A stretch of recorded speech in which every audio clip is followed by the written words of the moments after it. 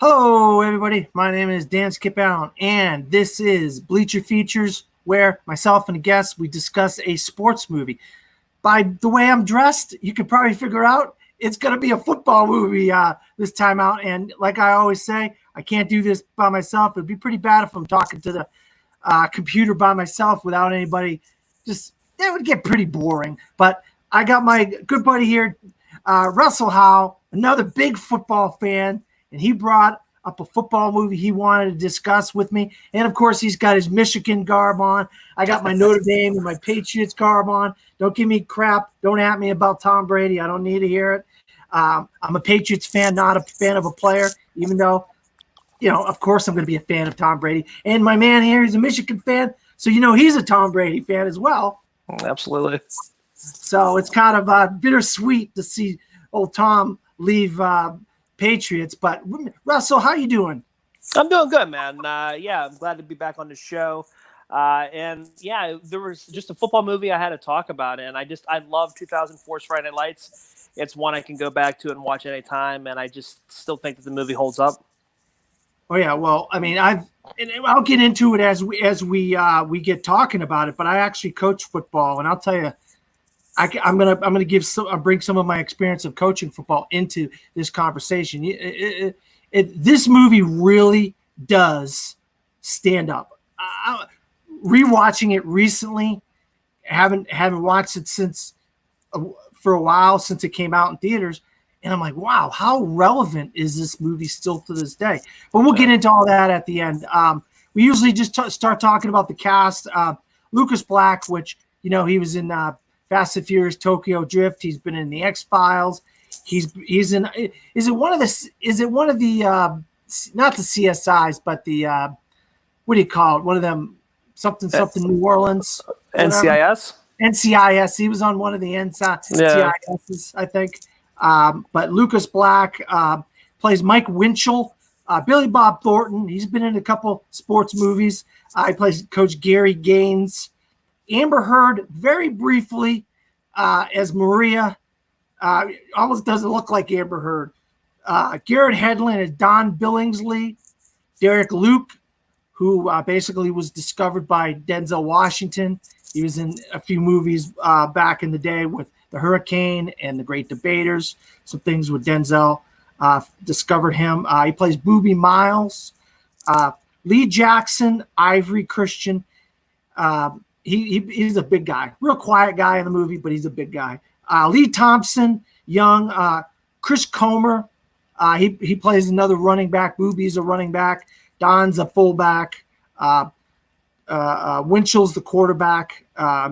Tim McGraw, Charles Billingsley, he's the father of Don Billingsley.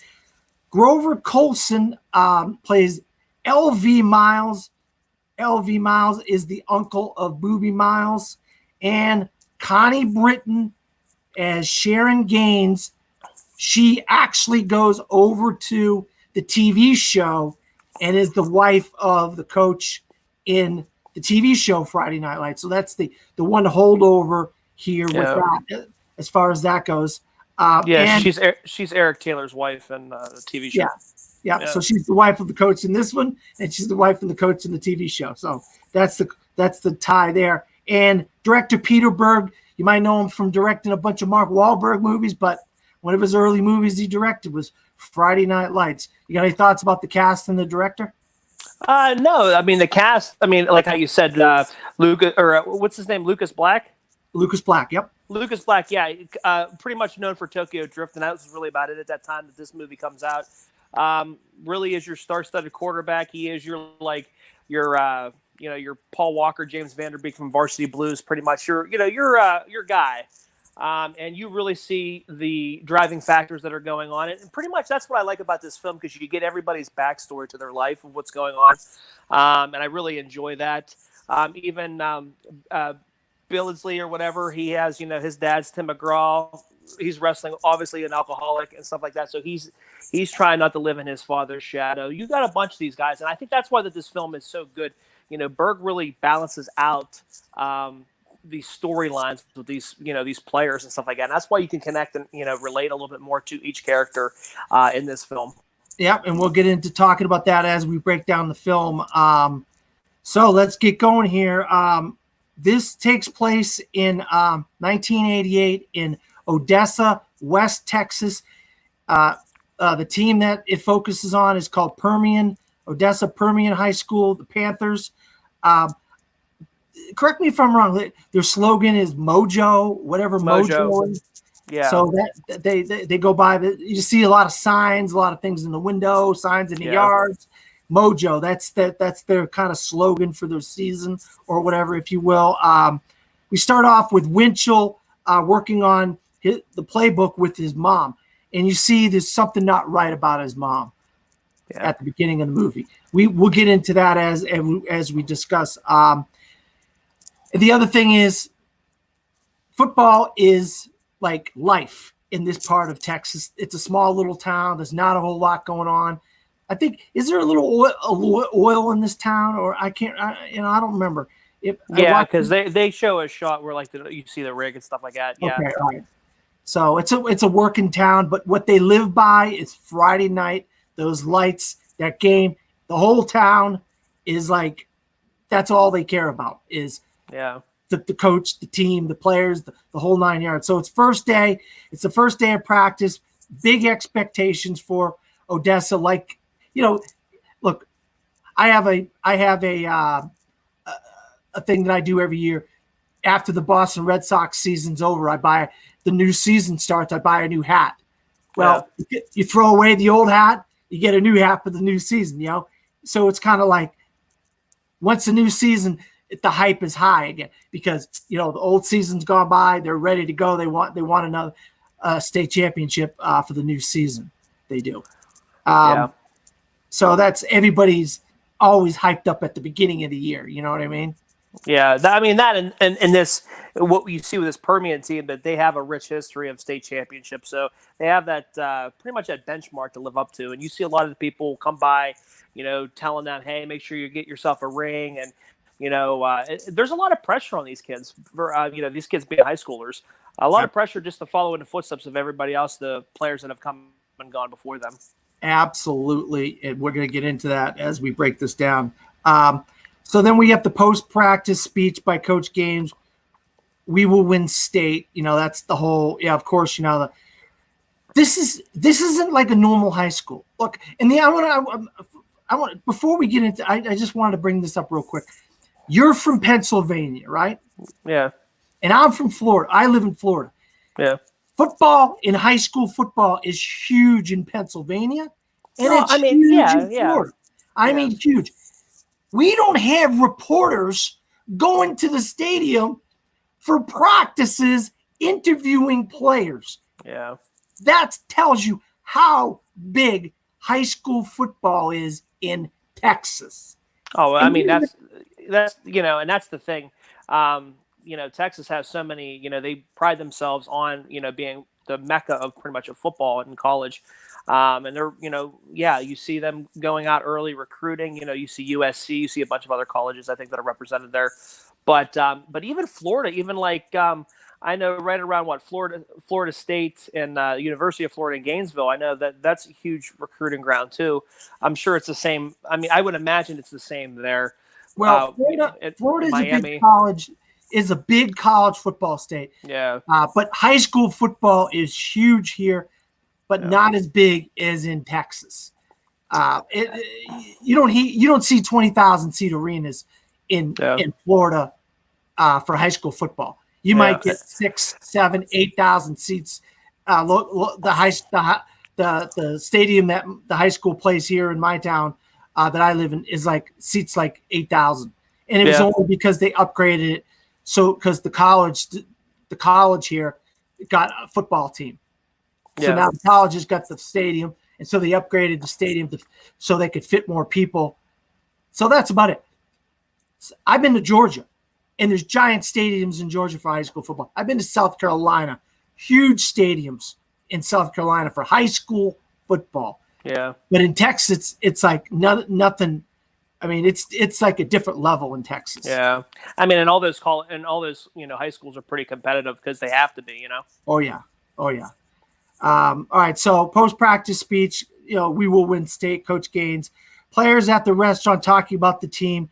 They, of course, get free food. A guy walks up to the players, wants to get a picture with him and his baby. It's like, really? These are high school football players. You want to get a picture with the quarterback and your baby? And then he shows him his ring afterwards.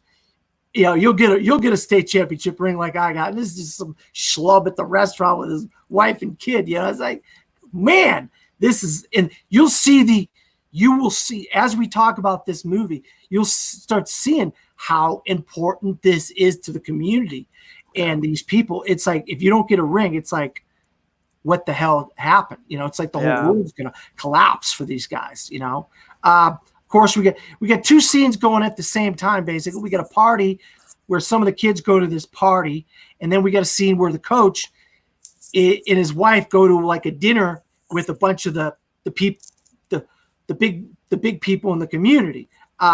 Coach is talking with his friends about the team. The girl asks Mike why he doesn't have a girlfriend. Is he gay? Of course, he's not gay. Mike's not gay. And, what do you think happens next, right, Russell? Yeah, he ends up sealing the deal. I mean, but you got to understand his character. He's kind of like introverted. He's really quiet, keeps to himself. And, he's not used to having this type of notoriety. You know what I mean? Because, this kid's just up and coming. He's just, starting quarterback. But it's because he's a starting quarterback. He's a name around the high school. And that's why, people are showing him attention. Like, obviously, like this female came up and started talking to him. Obviously, he knew who she was. But, he was like, yeah, you don't know who I am. But, yeah, she does, because of the fact that he does play football. And with that comes the notoriety, becomes the machismo, of being, big man on campus pretty much. But, yeah. So then we go to Don. Don's having sex with Maria, and that's Amber Heard's character. This is the only time I basically remember seeing Maria in the whole movie. But so he's a big shot on campus as well. So he's having sex with Maria at home while, guess who comes walking up? His father. And his father's not a happy camper. Good old Tim McGraw, yeah. And Tim McGraw. And you see his side of his character. Tim McGraw, is one of those legacy players where he wants to pass down a baton of that generation, of that pedigree, and still doing his son. And even a scene before that where they're at practice, he drops the ball and he kind of flips out on him, and because you can tell that, like, if you want to win, you want to do these things, you have to tie up the loose ends, you have to be perfect. And again, that's a huge thing. That's a huge responsibility to give these kids that are like 17, 18 years old, it's a game. We could look at it and think outside the box and say, it's just a game. You're either going to win or you're going to lose. But for them, this is a way of life down there. And, you really see that McGraw's character puts a lot of pressure on his son. Oh, yeah. And that's where he'll, I believe, duct tape the football in his hand and start punching it. Yep, you got it right there. That was next on the list of minutes to go through. Don gets in a argument with his father. Dad tapes the football to his hands. The girl that's there with him, Maria, she's all screaming. She's like, "What the hell is going on here?" And then we get back to guys. Yeah, that really does. There's a whole group of scenes throughout the first act of this movie that really shows you how important what these kids are doing. There's a scene where I'm 17. They're shooting rocks. And you go, you're 17. I don't feel like 17. I feel like I'm a lot older than 17, because that's what it is. There's so much on these kids' shoulders. They don't feel like kids. They feel like the weight of the world is on their shoulders now.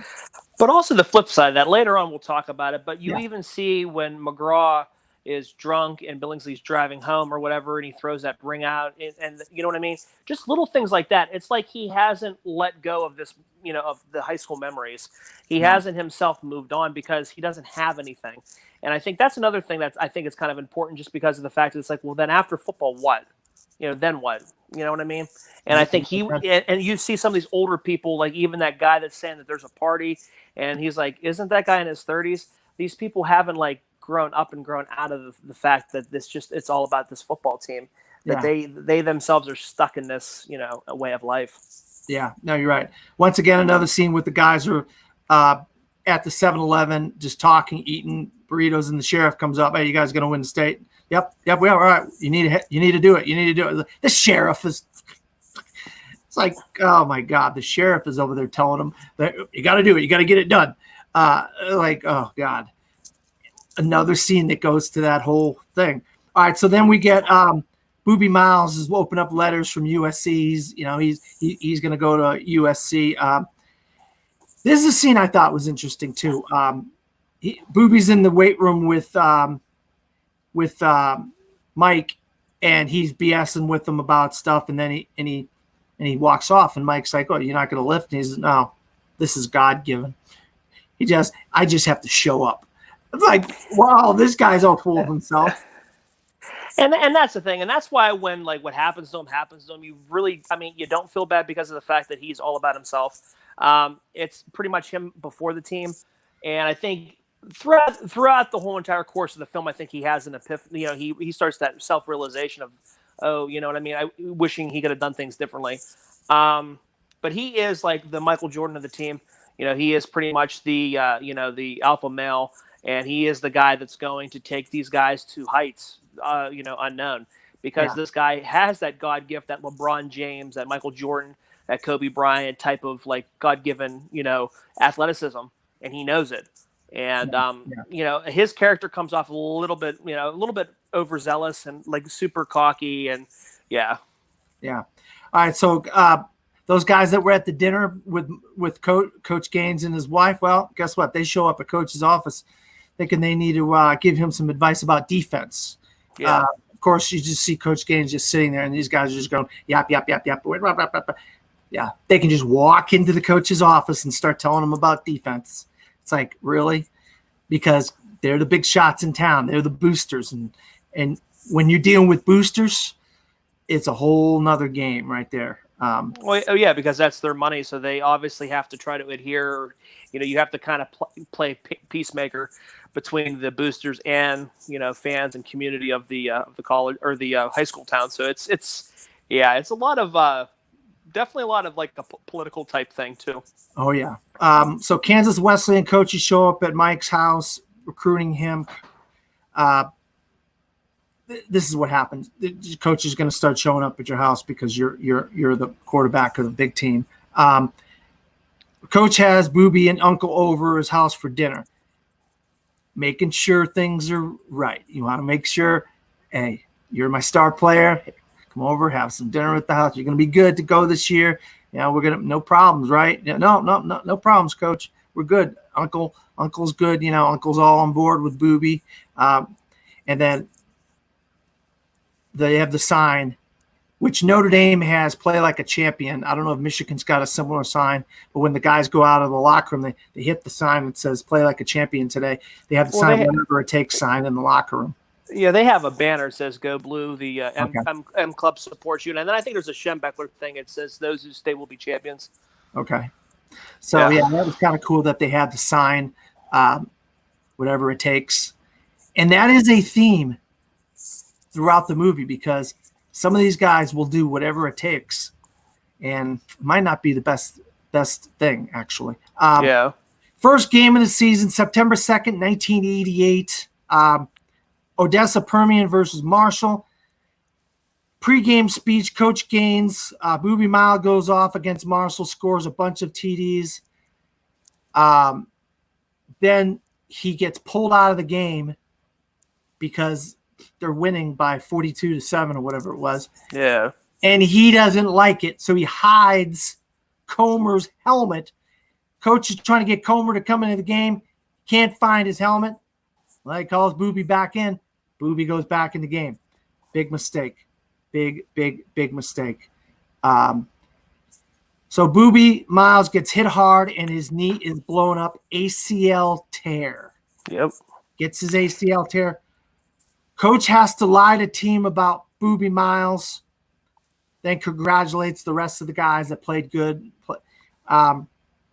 Well, he knows right then and there that their season is completely screwed, and or I mean, their backs are completely against the wall. Like their star player is going to be done for the rest of the year. He's trying to reassure himself and reassure the team that it's just a little nick up. He'll be back in a couple weeks, no big deal. But he knows, he fears what I mean. He knows it and he fears it. And Boobie Miles knows. I mean, because like he has never felt that type of pain before. And on top of it, those guys, I believe, even like double teamed him to get him to tackle one him low, too. one high. Yeah. So I mean, again, he didn't have any business being in the game, and he should. Yeah. So again, his pride is his downfall. Yep, by hiding Comer's helmet and not letting Comer play. So he's driving home after the game, coaches and people, they're ripping him on the radio. I mean, ripping him to shreds on the radio. Yeah. And this is, I mean, the radio show is like professional sports radio for high school football in middle of nowhere, Odessa, Texas. Yep. It's like, what the heck world are we living in? But that's that world. Yeah, I mean, it's a whole different ball game there. Yeah. All right, so September 9th, 1988, Odessa Permian versus Abilene. They lose 49-6 after Boobie Miles' injury. They lose the next game, 49-6. I mean, your big offensive playmaker, your runner, your receiver, your go-to guy is gone. So obviously, the team has to adapt, and that's the thing that's really prevalent here, like moving forward, is they have to realize, crap, we actually have to play as a team. We can't just give the ball to one player and this one player is going to, pull us out of the depths when we're down and just going to, run all over every team. So this is where you see a lot more team chemistry here, is because of the fact that they know that they need to play together. They all need all hands on deck, pretty much type of thing. Yeah, no, you hit the nail on the head. Now this is a sign. This is a scene that really like resonated with me, and how quick, when things start going bad, how quick they'll pull the plug on a coach. Which is amazing because prior, I'm sure. I mean, I don't know if he had been there for a while. 1 year. I thought he was only there 1 year, the year before, but I'm not sure. Well, but I'm saying that, and that's the thing that even Michigan was going through that with Harbaugh. Even those bad years and stuff like that. Oh yeah. If you can't produce the first year that you're there, they don't want you. It's like things take time. You have to get acclimated to players, and like you can't just wave a wand and come in and win championships, man. It's just that's just and that's relevant now too. Like kind of what you were saying. It's relevant now because of the fact that look at the NFL. Look at every year they're firing coaches and stuff like that. I mean, and the cycle continues, Yeah. Oh, yeah. There are 4, 5, 6, 7 fires every NFL season. Yeah. So I wanted to bring up the for sale signs on the coach's lawn when he gets home after the game. Yeah. I love that. It was like, oh, okay. They give it you a message. Sell your house now because your ass is gone. Yeah. I mean, again, it shows you how quickly they turn. I mean, they're with you through the good, and then through the bad, they don't know you. So it's unfortunate, but I mean, it's part of the business down there in Texas. Oh yeah. Then we got Boobie and Uncle lie to coach about knee. Players talk about team and future. Coach gets mad at Mike for not practicing well. The knee thing is starting to become an issue in this. That they're lying about the knee. That they're saying, "Oh, I could play." Oh, it's not what you think it is. Well, and like. Walk on. Yeah, and like you'll see, I mean, obviously, Boobie's uncle was super supportive of his nephew, and I get that, you know what I mean? Boobie himself knows that he can't do it, but he has to put on that front, that alpha male, that I can handle anything type thing. And his uncle even kind of like knows it, but doesn't want to admit it that his nephew has some serious damage. He's not going to be able to play for the rest of this year, and I see. Boobie, to himself, he's thinking, well, this is the only, and you'll see this later on, this is all he knows. So once you take the game away from him, there's nothing else. That's it. He is riding this as his future, and that's it. And the uncle knows that too. And that's the thing. And and we'll talk about that moment that they have in a car where he breaks down. I think that's a really powerful scene too. Yeah. So Mike calls his brother up, says, "Man, I need you to come back home. Mom needs you." going back to the scene at the beginning of the movie where he's with his mom going through the playbook. Something's wrong with the mom. And he's got a lot on his plate with football and everything and school and stuff. Well, he has to take care of his mom too, which is even more of a burden. And kind of even to tie into the TV show that I watched, all 5 seasons of that. There is a quarterback on there named Matt Saracen whose grandmother has dementia or whatever that he has to care for too. So it's kind of like they kind of like blended that into from the movie to the TV show as well. But again, what we're saying is these kids are given like adult responsibilities when they're supposed to be just living life and having, a great junior, a great senior year. And then, you know what I mean? Yeah. Oh no, you hit the nail on the head. And it's showing that it's a different world on the football field. When they get off the football field, the lives that they live are completely different. Yeah. And it's real. It's like a mother who's got dementia, a poor uncle who's basically supporting this kid because he thinks he's going to be a rich player, an alcoholic father. This is all these guys. They're all real problems in the real world. And then it's like this football world where it's like unreal. It's like unreal expectations, So coach confronts Mike about phone call. All right. Coach confronts Mike about season and team. He knows now that Mike is the key to the season. Yeah. So he has to get a hold of Mike. So, and he's like, hey, do you want to play college ball? Do you want to get out of this town? And Mike, this is what I really, when this line from Lucas Black, Mike, my mind's not right. And we know why his mind's not right because of the money. Yeah. And that's the thing. And I see, obviously, Billy Bob Thornton's character is trying to use that as fire to help Mike get him motivated to want to get out of here, to want to better his life because, you can take care of your mom for so long, but then in the end, what are you going to do for yourself when you get older? You know what I mean? So I see him trying to push him and try to motivate him. You can kind of read it both ways too. Yeah, and Billy Bob's really good with those type of scenes in the movie. He really knows how to. I mean, it's in the script obviously, but he really gets across some of that stuff, that those little things like that. Okay, so we got September 16th, 1988, Odessa Permian versus Cooper. Comer comes in the game and runs out of bounds. That's the first play from Comer. He runs out of bounds. Oh boy, they're in trouble, right? No. Oh yeah. So Mike took. Then they do a shuffle pass, and Mike gives it to Comer. Comer runs the distance.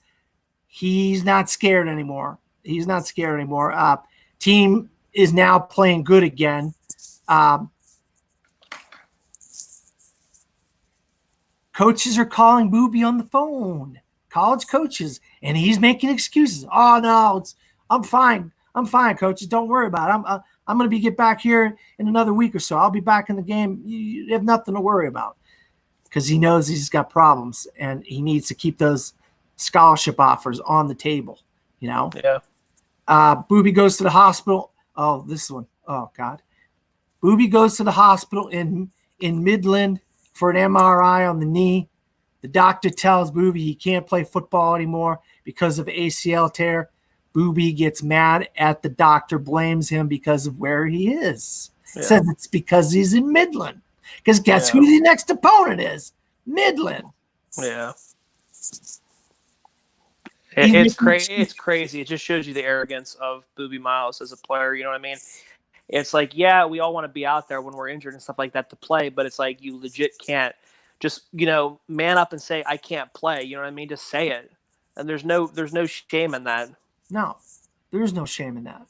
Your whole career is at stake. If he doesn't play and he heals up, gets better, he still can have a college career. You know what I mean? Yeah. He can have, but we'll get into it here in a minute. October 28th, 1988, Odessa Permian versus Midland Lee. We're just getting up to this. Booby and Uncle lie about how bad the knee is. Coach says, all right, go suit up. Oh, that scene just tore me up when I had to see them lie about that knee, knowing that he couldn't play. I just no, you can't play. But again, and it's the beat a dead horse with the pride that Boobie Miles has. I get it. He wants to, maybe if he talks himself into, maybe if he talks himself out of the fact that he's injured, he'll be fine. Kind of reassure himself, I'm fine. I can do this. But you see when he tries to cut. Later on here. Yeah, and I've got Boobie comes out of the locker room dressed to play football. Don drops the ball, gets mad at himself. Coach is mad at halftime. Do you think you're playing football? This is a classic moment for Billy Bob Thornton. In the trailers, and do you think you're playing football? I mean, he goes off on these guys at halftime in this game, and that's the coach. That's a football coach speech right there. Getting all pissed off on him. Okay. So then eventually, team's still losing when Boobie Miles goes in the game. Knee buckles, Boobie falls to the ground. The Dominguez brothers, that's what the two guys are called for Midland Lee, crush Boobie Miles. He gets carried off the field. This is it for him. He's finished. Just should have never been on the field in the first place. Should have never lied. Should have never done any of this. Man, it's just. Because you're gambling with even injuring it more. Yeah. It's crazy. Yeah, and because there's a kid could have possibly got a scholarship, but with the injury that bad, and he couldn't play his senior year, those offers would probably start dropping off for him. Mike almost helps Permy into a comeback, but it falls short. Barely falls short. Incomplete pass, like an inch off the guy's hand, or they would have come back and beat Midland. So then it ends up in this 3-way tie. Oh my God. And then he's in the locker room. Before I get to that, he's in the locker room crying, and he's hitting his head against the wall. This is a concrete wall, Russell. Hitting your head against the wall. It's like, that's how much he's blaming himself for this. You got one kid who keeps lying and lying and lying to play, and you get the other kid who's doing everything he can to help the team win, and he just can't live with the failure of not winning. Well, he's setting the bar way too high to a spot that he can't reach. But he's pushing himself to be a better quarterback, to be a better player. So this only comes back to help him later on throughout the movie. That Tom Brady, that chip on your shoulder. You want to prove these people wrong, and I think this is where Mike is really going to start developing himself as a quarterback. Yeah. So radio show rips coach and team again. Radio. That's the end all be all. The radio shows. So Don's father gets mad at him, smashes car windows with his cowboy boots, throws the ring out the window. They have to stop. Of course, Don's all distraught. He's getting all upset. He's like, "What are you doing? What are you doing?" Looking around in the tall grass, looking for the ring because he knows how much that ring means to his father. And this is this is almost the look into the future type thing. Like, is this what he has to look forward to? Living these days and getting a ring and, just being a drunk, you know what I'm saying? I think this is where he has a little eye-opening, from seeing his father, you know what I mean? Just kind of living in the past. Yeah. He shoves a ring in his face before he throws it out the window. And he's like, see this, don't you want one of these?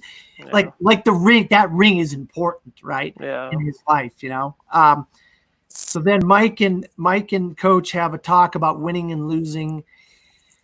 Another really good speech, a kind of conversation from Billy Bob Thornton in this film. He has some really subtle moments. He's the biggest star of the movie. But the way he uses those moments to get some of these lines of dialogue out, some of these nuggets of gems that he says in the movie. I really loved how he was able to get. Maybe that's in the script. I don't know. No, but I'm saying it's one of the better coaching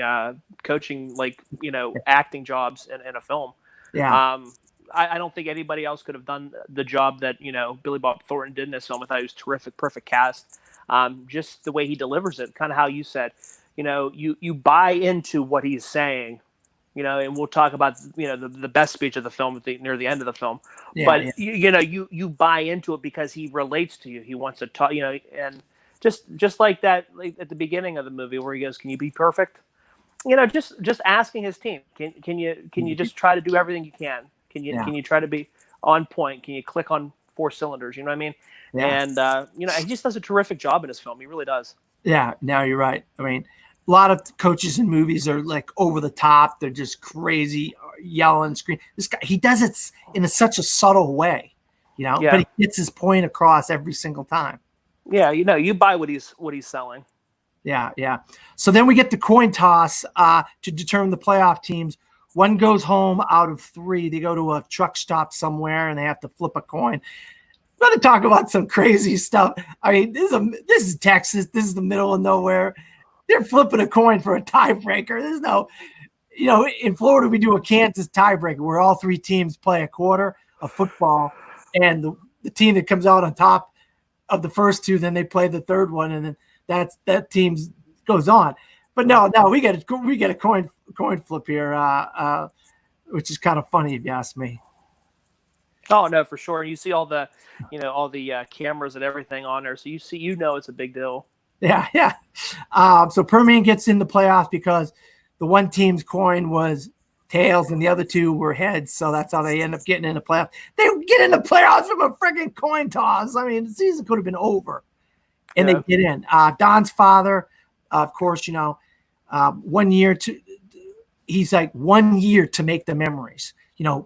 Going back to that 1 year to make the memories is like, I won that championship ring. I have a great season. I had a great year. You need this 1 year to make the memory. Like, he doesn't have anything else in his life except for that. Yeah, and I mean that's just the empty person that he is. I mean, it's just one of those things where that's his biggest accomplishment, and he's lived in the past like so many of these other people have done throughout this whole entire film, which is sad. I mean, he's holding on to the years of your glory days, so to speak. Yeah, he says, "I'll be damned if you're not going to miss it, your memories." I mean, really, but that right there with the memories is valid enough to where it's like just in general, just the high school feeling in general, and just being around your friends and stuff like that. 18 years past the graduation of high school, have come around to just thinking about things and just thinking how life was simpler, and just missing your friends, just missing that camaraderie, being around each other all the time. You know what I mean? You do miss things in that aspect. So you do see a little bit of that from that, but it has nothing to do with sports. No, yeah. So Booby packs up his belongings from the locker room, leaves the locker room, says to play your asses off, win state. So Booby's basically giving up. He knows it's over for him. Goes out to the car, which you alluded to earlier, cries to the uncle, says he doesn't know what to do because he doesn't know how to do anything else besides play football. It's heartbreaking. It really is. That's the one scene I think you really sympathize with Booby, because he's such an overbearing character, and I get it, he has to be, but I think this is where you really it's just as a person, as a player, you know what I mean, like just to have that taken from you, so especially over something so dumb, you were already up big, you didn't even need to be in that game, you know what I mean. It's unfortunate. You really do feel bad though for him in that situation, because you're right. What is next? He doesn't have any other goals in his life, and it's got to be hard. And I don't know if it's Derek Luke's actual voice or his cadence, or is he trying to come up with a voice that makes Booby sound not intelligent? I don't know. So I'm not gonna try to go. Well, but even before then, intelligence problems. Oh no, for sure. But you even saw that at the beginning of the film when he is sitting on the athletic table or whatever, talking and trying to read a letter that he actually has another player help him with. So you already know that they've kind of just passed this kid along the high school throughout the whole entire process just because of his athleticism. This kid doesn't have anything else to go on. So obviously, when this injury happens, this moment here where he breaks down and he cries because he knows there's nothing else. Academically, he's not top of the he's not top, and he's probably around the bottom of the barrel, I would imagine. So it's like a role reversal. You're great in one thing, and it's like you're subpar in another, and it's scary because you're used to being king, the alpha male. And you kind of look at the uncle, and the uncle. Yeah, and the uncle, and it's like, is this a lot of ways? Is this what I have to? Is this what I'm going to be when I'm older? And it's just that breakdown of that scene. It's just you do feel bad for Booby in that scene. You finally come around to him, like you do feel bad for him after everything he's done to himself. You kind of feel bad for him in the end. You're like, oh man, it's tough. And I've been around coaching. I've coached all kinds of kids, and every town's got them where they just are. They're a great football player, but they're not going to turn out to be anything after the high school. They're just going to go work at the local mill or work at the Walmart or work at the wherever, or I hate to say it, sell drugs or something like that. Yeah. Because that world is a different world. And then when you get out in the real world, it's completely different. And a lot of them can't make it in the real world. And I've seen it over and over and over again with a lot of kids. The pyramid, I always talk about the pyramid of athletes. Down here is the bottom of the pyramid, and everybody's down. Yeah. And as you get closer and closer to the top of that pyramid, there's less and less people at the top. There's only one Michael Jordan. There's only one Tiger Woods. There's only one, the tippity top, Joe Montana, Tom Brady. There's hardly anybody up there. There's a lot of them guys down here at the bottom. Yeah. I always use that analogy of the pyramid. So then going back to here.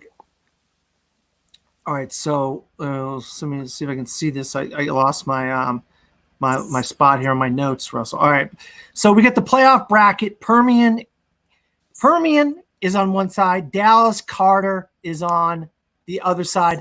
They're basically headed towards a collision course with each other.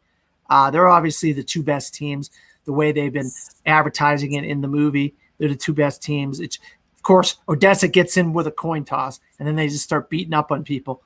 And they do a montage of that on all their other games. So we don't get full games. We only get like a montage of all their games. And then they start showing the bracket as each team gets closer and closer. So I like that where they were showing the bracket, the teams that they had beat. This is an interesting scene here.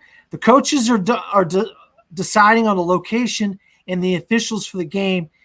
The game ends up being at the Astrodome in Houston.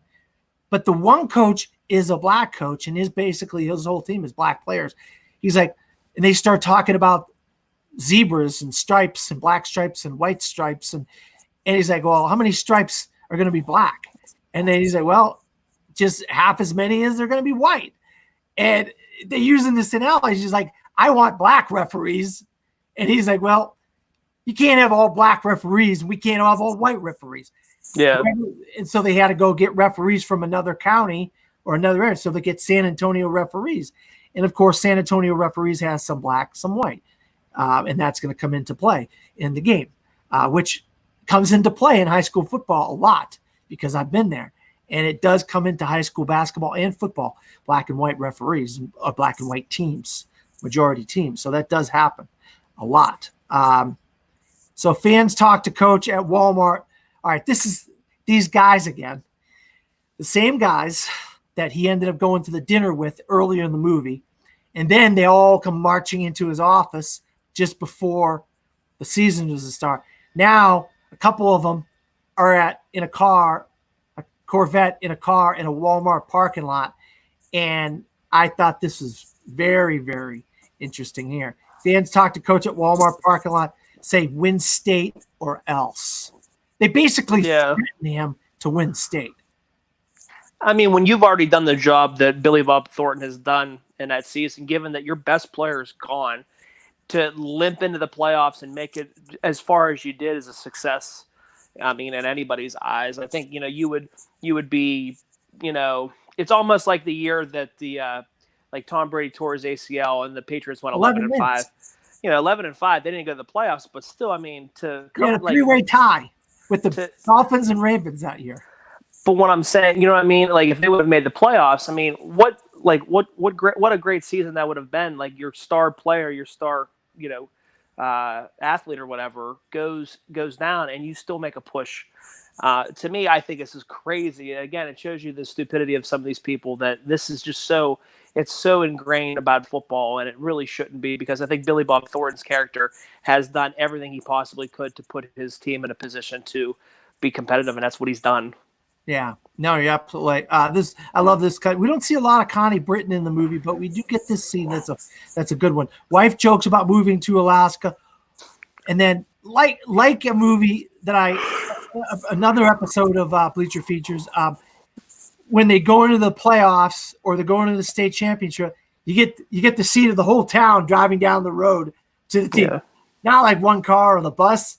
You get the whole town driving down the road to Houston, Texas for the state championship game. So go ahead. You had something? No, it's a great scene though. You really see how invested this whole town is. It's that camaraderie. Even like the town, the businesses and the shops close early because they want to watch the game and stuff like that.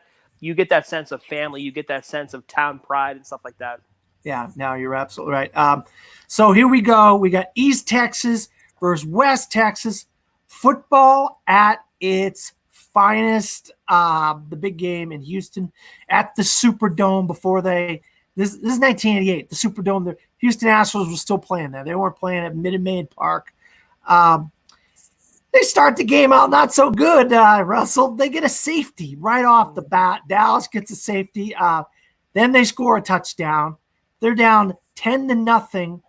I mean, like in a blink of an eye, they're down 10-0. Odessa is. Then at this point, then they're down 18-0. And Winchell miraculously scores a touchdown for Permian. So they go into the half losing 26-7. But on the play, he gets kind of tackled, and a guy kicks his helmet into Winchell's face. Somehow his helmet gets taken off, and one of the Dallas Carter guys kicks the helmet right into his face, gives him a bloody lip and everything. I mean, this is how nasty these guys are. Yeah, I mean, it's smash mouth football now, and they're big too. See that? Yeah, no one's here to lose. Yeah. At this point. And what the hell are you, a bunch of white guys, doing? Who do you think you are playing with us? We're a bunch of big shot. They had 9 guys that had D1 scholarships or were going into the Division I from Dallas Carter. They did 9 guys. So they're going in at halftime down 26-7. All right, you alluded to this earlier. Coach halftime speech about being perfect, not letting the team, the family, the friends down. Speak on that, Russell. I just love this scene. Well, and it's just that scene where he goes, your brother Boobie Miles would kill to be out there. Would kill to be out there with you now. And you think back to that, you see Boobie Miles, and you just think back, you're like, damn, like this kid, had the whole entire world at his doorstep, you know what I mean? And because he got injured, all that's completely off the table now. And he pretty much humanizes this situation where, he's just talking about life, and he says, my heart's full or whatever. And right here. He put everything in there. He goes, my heart is full. And I think that's one of the best coaching, pep speeches. I really do. To me, it's like, you didn't have to go out there and scream. You didn't have to go out there and MF this, MF that. You talk to them like human beings. And just how he goes, yeah, my heart's full. I'm just like, fuck, it's a perfect speech. It really is. It gets you all the time. You get the feels all the time. Goosebumps on your arms. It's a perfect speech. Yeah, no, you're right. Absolutely right. So 26-14 at this point, Dallas Carter over Odessa. Comer takes the kickoff back. It's 34-21 at this point. Don to Mike for a TD, 34-28. Dallas Carter over Odessa Permian at this point. Odessa stops Dallas on 4th down, 1:40 to go in the game. Mike gets absolutely drilled, bloody, incomplete pass. His blood all over his uniform. You know, in normal high school games, these guys would be out of the game. You couldn't have all that blood on your uniform. Yeah. Then we get Don has got a dislocated shoulder. 35 seconds left in the game. Timeout. 11 seconds left in the game. 4th down. Booby and Mike give Don advice about holding on to the ball and forgetting about his injured shoulder. Yeah. So Don is gonna get the ball here at this point in the game, and Don carries the ball, but penalty brings it back. Yeah. It's like, oh, and then you're like, oh man, yeah, it's like a self-inflicted wound here with the penalty. Yeah. Then Mike gets tackled before he gets in the end zone. The game is over. I mean, like, remember Tennessee versus the Rams at Super Bowl? Literally, the same thing. Yeah. And it's heartbreaking. I could watch this scene over and over and over again. Like, as I've seen this movie numerous times, and I think it's going to end differently. I think they're going to, Odessa's going to pop it in there, and they're going to score, and we're going to celebrate. It's like, what a shot to the gut, man. It's so heartbreaking that these kids work so hard.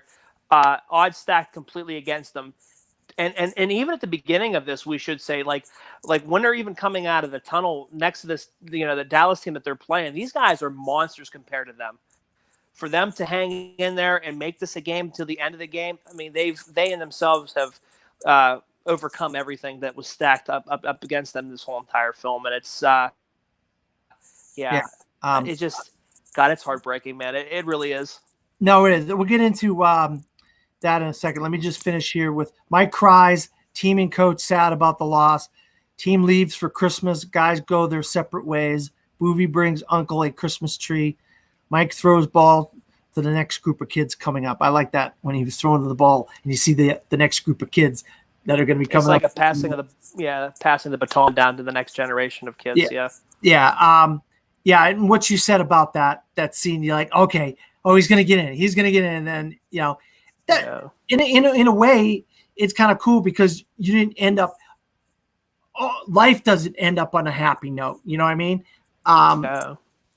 And so it's good to see that things didn't. The way this season went, you think it'd be too much of a contrivance for him to have scored that winning touchdown. It was better that he didn't score. Yeah, but we're greedy as film watchers and just an audience in general because you like that feel good story. But to me, they've overcome everything that they have, and like how we said, with their backs up against the wall, I think that they fought tremendously through the thick and the thin, losing their best player, battling their way to the playoffs, going into the championship game. They have nothing to be ashamed about at all. No, they don't. You're absolutely right. So what I always like to ask on Bleacher Features is, what was it about this movie that you wanted to talk about it, and what is the relevance of why this movie stands the test of time, and why is it a movie that will be here 10, 20, 30, 40 years later? I just feel like that's what needs to be asked of the guest. And you're the guest. No, it's a great question. I saw this movie when it came out in 2004. I love sports. I mean, I think a lot of people know that. I watch damn near everything, but football I really love. And this movie just spoke to me. It was one of those films, great acting, top to bottom. I love Bob Thornton's, whole entire, speeches in this film. I love the way that he, just kind of conducts himself through all of his players and stuff like that. I love the story that Peter Berg does here, where we get everybody's like backstory of their life and stuff like that, so we can start to relate to these guys, and we start to feel like with Boobie Miles getting hurt and stuff like that. You don't feel it, but then that breakdown in the car with his uncle, you start to feel. And I appreciate that. I love this underdog story. To me, it's one of those ones I could watch whenever. I've watched it many, many times. And it's a movie that just doesn't get old. I love the television show. it's just one of those things where this movie, when I watched it, and the more I watched it, I'm like, it's like a perfect film. I really think it's like a perfect football film. I know a lot of people, downplay this. I feel like this is a very underrated film. I feel like a lot of people don't talk about it because it's always like Remember the Titans, or it's like, what other ones? Like not The Longest Yard, but The Replacements and other films like that. But this one here, to me, I think is like upper echelon. It really is.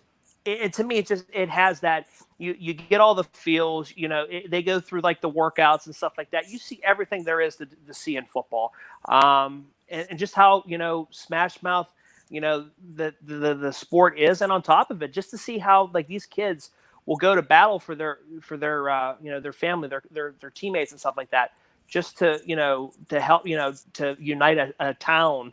It's completely crazy. And I think it's relevant now because of the fact that it's still like that. Texas is still uber competitive in football, and they pride themselves on it. And you can see the pride in this film, and I think Peter Berg obviously did some research into that, and or was grew up from around there or whatever. But you can see that the pride shows when you're watching the film. They take a lot of pride in their football team. It's personal to them because that represents them. That represents their community, their town, their friends, their family. And it's just a perfect film. And I just wanted to talk about it because, like I said, it's one of my favorite football movies, right there with Rudy. I know Rudy gets a lot of unnecessary hate, but man, I mean, and I'll tell you the other. Well, you know what? And I think the other thing is the score in this film, just like in Rudy, really drives the film. Underrated score. You're right. I was thinking about that when I was watching. That instrumental that when it goes like at the end of the film, it's like it's just like you feel it, man. You really feel it, and I think that's the sign of a good film. So to me, like I said, this is one of my favorite football films, right there with Rudy. So I had to talk about it. Yeah. Well, I coached football, and I coached for a team that went to the second round of the playoffs 3 consecutive years. And then we had a team that was absolutely abysmal. And then the second year of a different team, we went to a playoff. I guess they call it a bowl game. We played a team from Massachusetts, and we won that bowl game. But we had the year before was an absolute abysmal season. So the two different schools, it was 2 different experiences. And the one school in the town that I still live in now, it's a huge deal. The boosters, the stadium, the everything. But it doesn't even hold a candle to Texas or South Carolina or Georgia or Ohio when it comes to high school football. And the fact that they were able to get the stories of all the individual people in the movie and their personal struggles. The wife is like, Alaska's nice this time of year. Oh, let's go move to Alaska. Like, she's worried that they're going to get fired and he's going to have to leave and this and that. Yeah. And that stuff made these characters have a personal, you felt related to them because we all have sick relatives or we all have, like my father was an alcoholic, and I at one point was an alcoholic. So I really can relate to Don Billingsley because of having an embarrassment of a father, and then try to live up. Because my brother was Don Billingsley, except he was a middle linebacker, and he tried to be the best he could absolutely be on the football field. Yeah. And the radio guys would just rave about my brother playing football because he wanted to show my father that he could be just as good as he was. My father could have gone off to college, the Holy Cross, and our whole lives would have been different. Instead, he became what he became, and we all were born, and we all had miserable lives, a miserable upbringing and whatnot. So I've been there, and I've been to the inner city aspect of it too. I see these kids that they're the star, and they're little fish. They're fish in a small pond. And then when it comes to getting out and they go off to Oklahoma State or something, or they go off to this college, Florida, for instance, and they get into trouble. They do stupid stuff. Of course, they get sent home, and you never see them going back to college. Then before you know it, they're off selling drugs on the corner or whatever. Yeah. Robbing stores or something like that. And the coaches sometimes never get the credit they deserve of how they can put these kids together despite all these personal issues, and get in this show. This movie really does get to the bottom of people and relationships and expectations of what the boosters have. And it really does have a great message about, these kids are looking to get out because in a bad life growing up. They got a sick relative. They got this. They got alcohol. That football is the answer for some of these kids, Yeah. And they really got to the crux of that for me. And that's what makes Friday Nights one of the best football movies I have ever seen. And so when you wanted to talk about it, I was like, absolutely, I want to talk about it. And you brought up Remember the Titans last year on Bleacher Features. Chance and I talked about Remember the Titans. So now you're talking about this one. He talked about that one. Both of you guys talked about a football movie that you loved. So that was good to see. And we did Remember the Titans on our podcast. So it's kind of funny how that it all comes around though. Yeah. But like I said, this is just a movie that really just sticks with me. I think this movie is going to be fine with aging. I don't think that, 16 years, I can't believe it's been that long. 16 years later is still a really great film. Yeah. And it will 20 years, 30 years, 40 years, it's still going to stand up. I have my list of favorite sports films and it's in my top 20 or 25 because I just, I love all kinds of, obviously I'm doing this show. I obviously love sports movies. So I wouldn't be doing this show if I didn't love sports movies. So, and what I love is I get to talk about sports movies, something I love. And I get all kinds of different movies, football, basketball, hockey, whatever, with different people who love those movies. So I was glad to get an opportunity to talk about this. You had a lot of enthusiasm for this film, Russell. Where can you be found, my friend? Yeah, you guys can find me on Facebook, Notorious by Chance. My buddy Chance Ellison and I have a podcast. We have like 335 members right now in our Facebook group. We're trying to grow it. It's getting there. But you can join that. We put up polls every week to leave it to you guys. What we watch. We just shot the 1967 classic, The Graduate. Really fun talking about that film. And our next poll up will be movies that celebrate their 15th anniversary. So that'll be a fun poll. Movies that came out in 2005. Can also find us on YouTube. Notorious by Chance is the YouTube group on YouTube. And we haven't pretty much put anything out in a while because new releases, obviously with the coronavirus and stuff like that's kind of halted new releases and stuff. But we're going to try to put some kind of content on there just to try to stay moderately relevant. But you can catch our podcast every week. We're really proud of the work that we put behind that. Yeah, and I can vouch for them. These guys are fantastic. Both guys, I've known them for quite a while. That's why I ask them to do my shows because, you get good people to do your show. And it makes your content better. It makes my content better when I get good people I can have good conversations like this with. You can find me at Dan Skip Allen on Facebook, Twitter, Instagram, and Pinterest. I'm a film critic. I write movie reviews for a website called disappointmentmedia.com. That's DISIPPIONTMEDIA. Like Russell said, there's not a lot of movies out in theaters. I've been getting some studio links and a little bit of on-demand things, and been doing some reviews of some things. Hopefully we get these. I can't wait for the Five Bloods coming up soon on Netflix. Oh God! Oh yeah, June 12th. Yeah. So we got a lot of anniversaries. There'll be 20 years, 25 years. That sort of thing. So I've been doing like Gladiator, Braveheart reviews. If somebody has been dying, Brian Dennehy, Irfan Khan. I did a Rambo review for Brian Dennehy.